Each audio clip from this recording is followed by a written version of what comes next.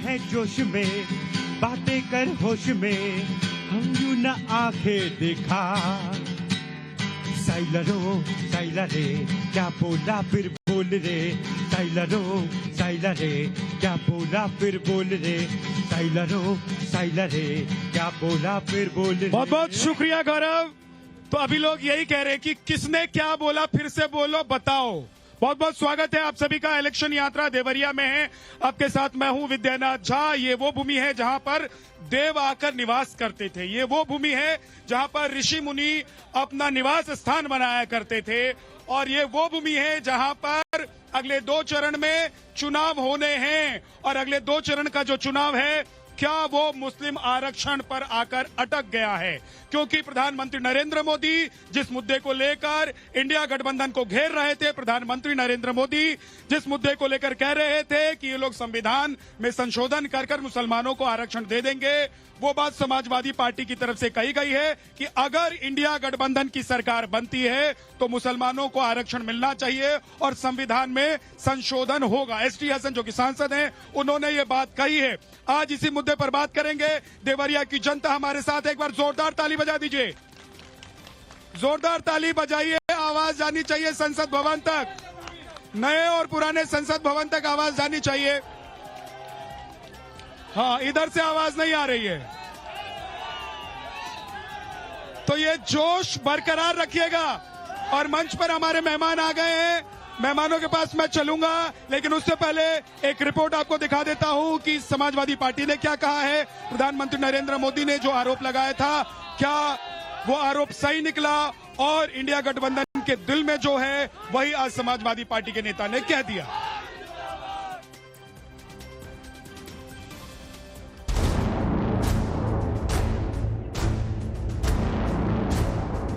ये SC/ST OBC का आरक्षण छीनकर को मुस्लिमों को देना चाहते हैं।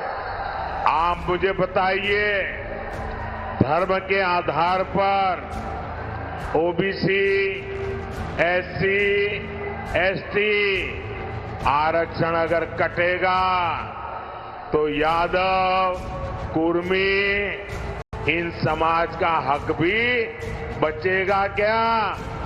सब कुछ खत्म हो जाएगा। कि अगर एक हिंदू धोबी को आरक्षण मिल सकता है तो मुसलमान धोबी को क्यों नहीं मिलता? संशोधन तो हो सकता है, क्या कोई अमेंडमेंट नहीं किया जा सकता? ये अगर करेगी तो गठबंधन की सरकार करेगी। आपका एक वोट तुष्टीकरण की राजनीति को कब्रिस्तान में गाड़ देगा।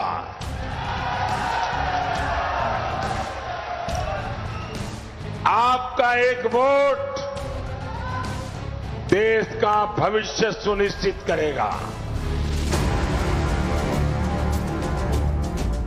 लोकसभा चुनाव के आखिरी 2 चरण में लड़ाई फिर से आरक्षण पर आ गई है।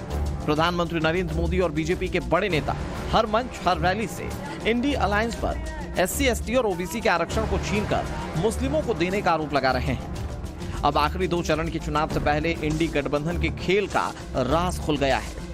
कैसे बैकडोर से मुसलमानों को आरक्षण देने की साजिश रची जा रही है, उसके पत्ते खुल रहे हैं। अब तो इंडी गठबंधन के नेता कबूल कर रहे हैं कि मुस्लिमों को आरक्षण मिलना चाहिए।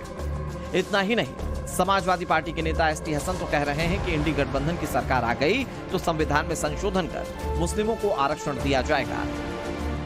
वो मुसलमानों को ही टारगेट कर रहे हैं। हमारी शिकायत ये है कि अगर एक हिंदू धोबी को आरक्षण मिल सकता है तो मुसलमान धोबी को क्यों नहीं मिलता? ये तो सन 52 से, क्या धर्म के आधार पे नहीं है? हम काम नहीं करते संशोधन का, बीजेपी वाले करते हैं। देखिए, वो यहाँ के सरकारें करेंगी, पार्लियामेंट करेगी। पार्लियामेंट से संशोधन तो हो सकता है। कौन सी सरकार? क्या कोई अमेंडमेंट नहीं किया जा सकता? ये अगर करेगी तो गठबंधन की सरकार करेगी। तो उम्मीद है गठबंधन की सरकार आएगी तो संविधान में संशोधन कर, हमें ऊपर वाले से पूरी उम्मीद है, इंशाल्लाह गठबंधन सरकार। ये वही सपा है जिसने हमेशा दलितों के आरक्षण का विरोध किया। अब ये लोग संविधान की भावना के खिलाफ जाकर धर्म के आधार पर आरक्षण देने की पैरवी कर रहे हैं। ये लोग दलितों, पिछड़ों का आरक्षण छीनकर वोट जिहाद करने वालों को देना चाहते हैं। जहां कांग्रेस सरकार है, वहां उन्होंने संविधान की पीठ में छुरा भोंककर कानून बना दिया है। कांग्रेस मुस्लिमों को आरक्षण देने के लिए बाबा साहब आम्बेडकर का संविधान बदलना चाहती है। सपा भी इस दलित पिछड़ा विरोधी षड्यंत्र में कांग्रेस के साथ खड़ी है। बाबा साहब भीमराव अंबेडकर ने कहा था कि धार्मिक आधार पर आरक्षण भारत के विभाजन की नींव पैदा किया था। हम दोबारा धार्मिक आधार पर आरक्षण नहीं होने देंगे। अनुसूचित जाति, जनजाति और पिछड़ी जाति को मिलने वाला आरक्षण मिलेगा, महिलाओं को मिलने वाला आरक्षण मिलेगा। लेकिन कोई मुसलमान ये चाहता है कि मुस्लिम होने के कारण उसको आरक्षण मिले, कभी नहीं मिलेगा, कभी नहीं मिलेगा। हिंदुओं का आरक्षण कभी कोई नहीं ले जा सकता। इससे पहले ओबीसी आरक्षण में सेंधमारी का सबूत बंगाल से आया। कोलकाता हाईकोर्ट के एक फैसले से पश्चिम बंगाल में ममता सरकार की मुस्लिम प्रेम वाली पॉलिटिक्स की पोल खुल गई। इस फैसले से बैकडोर से चल रही तुष्टीकरण की पॉलिटिक्स का सच सामने आ गया। कोलकाता हाईकोर्ट ने साल 2010 से बांटे गए 5 लाख ओबीसी सर्टिफिकेट को रद्द कर दिया और इसे अवैध माना है। बंगाल में ममता बनर्जी की सरकार का सच आपने देख लिया। ऐसा ही कांग्रेस ने कर्नाटक में किया था। अब सवाल है कि क्या इंडी गठबंधन को धर्म के आधार पर आरक्षण देना कबूल है? क्या संविधान की रट लगाने वाले इंडी अलायंस वोट बैंक की राजनीति के लिए संविधान ही बदल देगा? क्या धर्म के आधार पर आरक्षण देना संविधान और लोकतंत्र के खिलाफ नहीं है? क्या इंडी गठबंधन सचमुच दलितों, पिछड़ों का हक छीनना चाहता है? क्या ओबीसी की बात और जातिगत जनगणना की बात करना सिर्फ ढोंग है? सवाल यह भी कि कोर्ट की बात नहीं मानेंगे तो क्या यह तानाशाही नहीं? इन सारे सवालों का जवाब जानने के लिए टाइम्स नाउ नवभारत की इलेक्शन यात्रा पहुंच चुकी है उत्तर प्रदेश के देवरिया में। देवरिया में 2014 से बीजेपी का कमल खिल रहा है। सवाल यह है कि अब की बार देवरिया में जीत की हैट्रिक लगेगी या फिर इंडी गठबंधन चमत्कार करेगा। तो चलिए जनता का मन टटोलते हैं सीधे जनता के बीच इलेक्शन यात्रा में। जग दे इंडिया, जग दे इंडिया, जग दे इंडिया।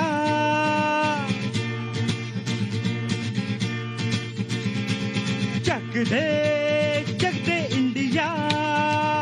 बहुत बहुत शुक्रिया गौरव। तो पार्टी कोई भी जीते, कोई भी हारे, नेता कोई भी जीते, कोई भी हारे, इंडिया का जीतना जरूरी है कि नहीं है? हाँ, देखिए एक बार फिर से यहाँ की जो जनता है वो जोश में आ गई है। मैं आप लोगों के पास लौट कर आ रहा हूँ, लेकिन एक बार जरा मंच पर जो मेहमान हैं उनसे मुलाकात करवा देता हूँ। आनंद शाही जी बीजेपी से हमारे साथ हैं, मनीष सिंह जी समाजवादी पार्टी से हमारे साथ हैं और मुकुंद भास्कर हमारे साथ कांग्रेस से हैं। लेकिन क्या धर्म के आधार पर आरक्षण देने की तैयारी अगर इंडिया गठबंधन की सरकार आ जाती है तो हो रहा है, उसकी तैयारी हो रही है। और मोदी जी ने जो आरोप लगाया, क्या उस राज से पर्दा उठ गया है? एसटी हसन ने जो आज बयान दिया, इस पर भी बात करेंगे। देवरिया के लोग यहाँ पर हैं तो देवरिया की भी बात करेंगे। अपने अपने मन की बात आप लोग कहिएगा, एक एक करके। हल्ला गुल्ला नहीं करना है, जोश में रहना है, अपनी बात कहनी है, लेकिन आराम से कहिए। क्या नाम है आपका? चंदनमणि। बताइए क्या कहना है? अब की बार 400 पार। हाँ, मेरा नाम पंडित कुंदन पांडे पड़ता है। इससे पहले मैं भाजपा और सपा जो करते हैं लोग, मेरा जो सपना है, मुझे जर्नलिज्म करना है, मुझे पत्रकार बनना है। तो बबी भैया बोले कि आप पार्टी चेंज कर लिए, तो मुझे एक सर्वश्रेष्ठ पत्रकार बनना है, जैसे हमारे देवरिया जिले। हाँ, पत्रकारों की पार्टी नहीं होती है। दिक्कत है कि इधर वाले से सवाल पूछ दीजिए तो उधर की पार्टी हो जाते हैं, उधर वाले से पूछ दीजिए तो इधर के हो जाते हैं। जी बताइए, आपका क्या नाम है? मेरा नाम मंटू सिंह है। बताइए। बीजेपी जो है धर्म बांटने के बस काम कर रही है। ना कोई यहाँ काम हुआ है, ना कुछ हुआ है। और मैं बताना चाहता हूँ आपसे, हर बार प्रत्याशी बदलती है भाजपा प्रत्याशी कैंडिडेट बदलती है।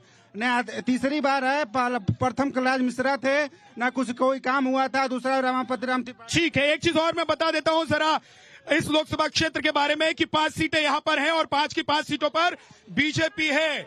इस बार बीजेपी ने नए उम्मीदवार को मैदान में उतारा है। क्या बीजेपी ये सीट ले जा पाएगी और पूर्वांचल की लड़ाई में बढ़त बना पाएगी? हाँ जी, क्या नाम है?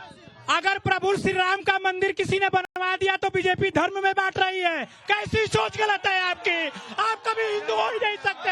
अब की बार 400 पार। कुछ लोगों को दर्द हो रहा है, चरस अफीम का काम बंद हो गया है, इसीलिए सत्ता में आने के लिए बेकरार है लोग। अब इस डिबेट शुरू होने से पहले कुछ लोग कह रहे थे कि गोदी मीडिया मोदी मीडिया। अरे भाई, यहाँ 65 साल तक कांग्रेस की सरकार थी। कोई नया न्यूज चैनल बनाओ तो बताइए। जो न्यूज चैनल चलते आ रहे हैं वही चैनल चल रहे हैं। तो राहुल गांधी मीडिया कहाँ चली गई? अब की बार 400 पार। ठीक है, हर वर्ग को बीजेपी देख रही है, ऐसा नहीं है किसी को नहीं वो करती है, सब धर्म को पूछती है जी। अभी भाई ने कहा कि धर्म बांट रही है मोदी, और जो सरकार है धर्म नहीं बांट रही है, धार्मिक स्वतंत्रता की बात कर रही है। जो धार्मिक महत्व भारत में है, जो सांस्कृतिक महत्व, जो पहचान हमारे भारत का राम से है, कृष्ण से है, उसको भारतीय जनता पार्टी की सरकार दुनिया को बताना चाहती है। और आज अबू धाबी, ठीक है, ठीक। सर, अभी इन्होंने एक शब्द ने कहा कि धर्म के नाम पे सबको बांटा जा रहा है। तो क्या मोदी सरकार 80 करोड़ राशन दे रही है? क्या धर्म के आधार पे दे रही है क्या? और मैं राहुल गांधी से ये पूछना चाहता हूँ कि 80 करोड़ को मोदी जी राशन देते हैं तो 80 करोड़ लोग गरीब हैं। तो क्या राहुल गांधी हर महिला को 1-1 लाख रुपया 80 करोड़ घरों को देंगे क्या?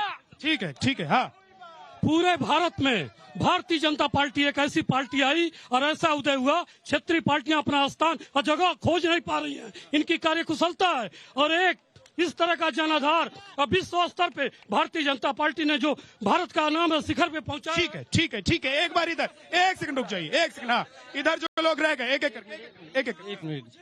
जब भारतीय जनता पार्टी हारती है, हिंदू मुस्लिम चिल्लाती है। ये 4 चरणों में बौखला गई है भाजपा जानती है कि जब तक हम हिंदू मुस्लिम करेंगे नहीं तब तक जीतेंगे नहीं। अभी आगे से भैया बोले कि भाजपा राशन बांटती है 80 करोड़ जनता को। उन्होंने तो मान लिया 80 करोड़ जनता बेरोजगार है। और दूसरा नंबर 2 किलो चीनी और 5 लीटर मिट्टी का तेल कहाँ गया? ठीक। नव भारत टाइम को बहुत बहुत धन्यवाद। 29 जून और 30 जून का यूपी पुलिस का जो री एग्जाम होने वाला है, मोदी जी उसकी गारंटी क्यों नहीं लेते हैं? आराम। जब बीजेपी आई है तब देश पर आफत आया है। ठीक है, चलिए, एक चीज बड़ी खुशी की बात है। सुनिए, एक बड़ी अच्छी बात है, चाहे बीजेपी के समर्थक हो, चाहे समाजवादी पार्टी के समर्थकों को कांग्रेस के समर्थक हो, लेकिन सब लोग एक चीज पर सहमत हैं कि धर्म के आधार पर कुछ नहीं होना चाहिए। समाजवादी पार्टी से मनीष सिंह हैं। मनीष जी, जब लोग चाहते हैं कि धर्म के आधार पर कुछ नहीं होना चाहिए, तो आप लोग धर्म के आधार पर आरक्षण की बात करके चुनाव में क्या करना चाहते हैं? बहुत अच्छा सवाल आपने पूछा है, लेकिन क्राउड से बात करने के पहले आप जिन लोगों को आमंत्रित किए थे उनसे बात करना चाहिए था, मुद्दों को उठाना चाहिए था। भारत के प्रधानमंत्री जी, उत्तर प्रदेश के मुख्यमंत्री जी जातीय आधार पर राजनीति की बात कर रहे हैं। मोदी जी जातीय आधार पर राजनीति की बात कर रहे हैं, धार्मिक आधार पर राजनीति की बात कर रहे हैं। अभी एक भाई साहब मोदी जी धार्मिक आधार पर राजनीति की बात कहाँ कर रहे हैं? आरक्षण की बात तो आपके एससी हसन जी ने कही है। अरे हम सबसे बड़ी बात, आप बोलते रहिए प्लीज, आप बोलिए। बड़ी बात, आपकी आवाज ये जनता का मुद्दा नहीं है, ये जनता का मुद्दा बेरोजगारी है। जनता का मुद्दा बेरोजगारी है, किसानों का कर्जा माफ है, बेरोजगारी जनता के मुद्दे पे बात करिए। पहले हिंदू मुस्लिम पाकिस्तान में बात क्यों करते हो? मनीष जी पहले बोलेंगे। हिंदू मुस्लिम पाकिस्तान में बात करोगे, बेरोजगारी में बात करो। समाजवादी पार्टी और कांग्रेस को दर्द होगा क्योंकि इस नासूर को पहली बार उसी ने इस देश में पैदा किया है। और आनंद जी, तो मुसलमान पे बात करते हो। आप लोग इतने क्यों परेशान हैं? क्या आप लोग का नंबर नहीं आने वाला है क्या? रुक जाइए, आप लोग का नंबर आएगा। मनीष जी पहले बोलिए। हाँ, देखिए आप सवाल में कई सवाल करेंगे तो उसका जवाब नहीं मिल मैं पाएगा। एक ही सवाल पूछा है कि जनता अगर धर्म के आधार पर नहीं चाहती है राजनीति, तो आप लोग धर्म के आधार पर आरक्षण देने की बात क्यों करते हैं? मैं तो पूछ रहा हूँ सवाल। एक सेकंड सर, प्लीज सवाल आपके सहयोगी हैं। एक ही सवाल मैंने पूछा, मैंने एक ही सवाल पूछा। सर प्लीज रुक जाइए, आप अपने सहयोगी को नहीं बोलने देंगे। मनीष जी बोलेंगे। मनीष जी पहले आप कंप्लीट कीजिए। मनीष जी आप कंप्लीट कीजिए। मैंने एक ही सवाल पूछा कि जनता धर्म के आधार पर बंटवारा नहीं चाहती है, आप लोग धर्म के आधार पर राजनीति क्यों कर रहे हैं? हमने कहा है, जनता इस पर बात करेगी, जनता इस पर बोलेगी। धार्मिक विभाजन सपा और कांग्रेस से किया है। नौकरियों में सरकारी नौकरियों में प्राइवेटाइजेशन नहीं होना चाहिए। आरक्षण किसने खत्म किया? मनीष एक सेकंड, मनीष भाई एक सेकंड। मुकुंद जी नहीं पता मुझे कि आपने कितने डिबेट किए हैं इससे पहले और कितनी बार आप टीवी पर बैठे हैं, लेकिन कम से कम इतना आपको धैर्य और संयम रखना चाहिए कि अगर आपके ही मंच पर खड़े दूसरे लोग बोल रहे हैं तो उनको बोलने दीजिए, और आपके सहयोगी ही बोल रहे हैं तो उनको बोलने दीजिए। मनीष जी कंप्लीट कीजिए प्लीज। ये समाजवादी पार्टी और इंडिया गठबंधन इस बात की पक्षधर है कि हम 30 लाख सरकारी नौकरियों को युवाओं को देने जा रहे हैं। 30 लाख युवाओं को, और जो हमारी संविधान पद्धत व्यवस्था है उसके तहत हम आरक्षण की जो नियमावली है, संविधान में क्या धर्म के आधार पर आरक्षण है? पहले पूरी बात तो करनी। ये भी तो नहीं है कि सरकारी नौकरियों का प्राइवेटाइजेशन के हाथों में कर दीजिए, एयरपोर्ट बेच दीजिए, रेल बेच दीजिए, तेल बेच दीजिए, भेल बेच दीजिए, सारा बेच दीजिए। ये भी तो नहीं है, ये भी तो नहीं है, वो सब ये भी तो संविधान नहीं लेकिन कहता है। संविधान में शैक्षणिक और आर्थिक आधार पर आरक्षण की बात है, आप लोग उसकी बात क्यों नहीं करते? सुन लीजिए संविधान में जो भी व्यवस्थाएं निहित हैं, इंडिया गठबंधन 4 तारीख को सरकार बनाने जा रही है और उसके तहत जो हमारा संविधान कहता है हम संविधान की रक्षा करेंगे, युवाओं की सरकारी नौकरी का इंतजाम करेंगे, उनकी रोजी का इंतजाम करेंगे। आप लोग ही, आपके नेता लोग ही हर मंच से कहते हैं कि ये जो चुनाव है ये संविधान बचाने का चुनाव है, लेकिन धर्म पर अब मत बोलिएगा, उनको बोलने दीजिएगा। जब आप लोग ही कहते हैं कि धर्म के आधार पर आरक्षण की बात करते हैं और आप लोग कहते हैं कि संविधान में संशोधन कर देंगे, तो आप लोग धर्म और संविधान को बचाने के लिए निकले हैं या संविधान को खतरे में डाल रहे हैं? संविधान को तो खतरे में बीजेपी डाली हुई है, मोदी डाले हुए हैं। हम तो युवाओं की बात करते हैं, किसानों की बात करते हैं। ये जनता का मुद्दा थोड़ा ना है कि हम आरक्षण की बात कर रहे हैं। ये जनता का मुद्दा है, जनता का इस समय ज्वलनशील मुद्दा युवा बेरोजगार है, किसान। जनता का मुद्दा अगर आरक्षण नहीं है तो बार बार आपके गठबंधन के नेता लोग ये टॉस क्यों उछाल देते हैं कि धर्म के आधार पर आरक्षण करेंगे? एसटी हसन सांसद है, आपके तरफ वो कोई मामूली आदमी नहीं है। एसटी हसन समाजवादी पार्टी के सांसद हैं, वो कोई आम व्यक्ति नहीं है। वो अगर कह रहे हैं तो इसका मतलब है कि अंदर खाने कुछ चल रहा होगा। नहीं भाई साहब, ये जनता का मुद्दा है ही नहीं है। जनता का मुद्दा मतलब समाजवादी पार्टी जनता का मुद्दा नहीं उठा रही है, बेरोजगारी मतलब समाजवादी पार्टी जनता का मुद्दा नहीं उठा रही है। क्यों जनता का मुद्दा है? तो आप कह रहे हैं कि एसटी हसन ने जो कहा वो जनता का मुद्दा नहीं है। समाजवादी पार्टी के लिए मुद्दा, यहाँ आरक्षण, समाजवादी पार्टी के पास अब कोई मुद्दा नहीं है, समाजवादी कांग्रेस के पास अब कोई मुद्दा नहीं है, ठीक है, और हर मुद्दे से भागना है। आराम से देखिए, वो कह रहे हैं कि जनता का मुद्दा आरक्षण नहीं है, जबकि समाजवादी पार्टी के सांसद एसटी हसन कह रहे हैं, और समाजवादी पार्टी का यह बयान माना जाएगा कि अगर इंडिया गठबंधन की सरकार आती है तो संविधान में संशोधन कर मुसलमानों के लिए आरक्षण की व्यवस्था होगी, तो आप उसको कैसे रोक लेंगे? बेसिक सबसे आधार पे चलते हैं। इस देश के अंदर जाति विभाजन की जब भी बात आई, धार्मिक विभाजन की जब भी बात आई है, तो उसमें आज जो 2 पार्टियां गठबंधन में खड़ी हैं, यही अग्रणी रही हैं। इन्होंने ही नींव रखा है, इन्होंने जाति आधार पर बांटा है, इन्होंने धर्म के आधार पर बांटा है। ये वही लोग हैं, ये वही लोग हैं कि अयोध्या में 1528 में दिल्ली जीतने के बाद बाबर आया और उसने अयोध्या के राम मंदिर को तोड़वा दिया, मीर बाकी से कह करके मंदिर की जगह मस्जिद तोड़वा दिया। इतिहास मत बताइए, देश जान चुका है राम मंदिर बन चुका है। मंदिर तोड़ के मस्जिद चुनवाने वाले का समर्थन करने वाले लोग इतिहास अब देश जान चुका है, वो मुगलों से आगे निकल चुका है देश। इनका काम है तुष्टीकरण, इन्हीं का काम था। ये 2017 के पहले कब्रिस्तान गिरवाते थे, ये कब्रिस्तान गिरवाते थे, ये मंदिरों पर नहीं ध्यान देते थे। मैं कह रहा हूं कि आप लोग कहते हैं ओबीसी, एसटी और एससी का आरक्षण अगर इंडिया गठबंधन आ जाता है तो मुसलमानों को दे देंगे, लेकिन जब संविधान में इसकी व्यवस्था नहीं है तो कैसे हो पाएगा? आप लोग फिर उनके सवाल को खारिज क्यों नहीं कर देते? क्यों उस पर आप लोग भी पॉलिटिक्स करते हैं? ये इनका पॉलिटिकल स्टंट है। अब इनकी नीचे की जमीन खिसक रही है, अब इनके पास कोई ऑप्शन नहीं है, अब ये ड्रामा करना चालू कर दिए हैं साहब।